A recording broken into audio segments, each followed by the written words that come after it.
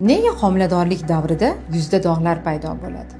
Homiladorlik bu nafaqat ona bo'lishga tayyorgarlik davri, balki tanada gormonlar haqiqiy inqilob qiladigan vaqt hamdir.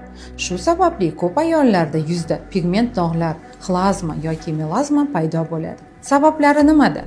Birinchidan, homiladorlikda estrogen va progesteron gormonlari keskin oshadi. Ular terida melanin ishlab chiqarilishini kuchaytiradi. Ikkinchidan, quyosh nuri ta'siri dog'larni yanada to'qroq qiladi. Ba'zan irsiyat ham rol o'ynaydi, ya'ni onangizda dog'lar bo'lgan bo'lsa, sizda ham chiqish ehtimoli juda ham kattadir. Nega ba'zilarda dog'lar tug'ruqdan keyin ham qolib ketadi degan savol menimcha har bir ayolni qiynab keladi. Har bir organizm gormonlarni turlicha qayta tiklaydi. Ba'zida gormonal muvozanat tug'ruqdan keyin ham to'liq tiklanmaydi. Quyoshdan himoyalanmagan ayollarda esa dog'lar mustahkamlanib qoladi. Lekin sizlar uchun juda yaxshi yangilik bor. Ko'pchilik ayollarda dog'lar tug'ruqdan so'ng asta-sekin oqarib yo'qoladi.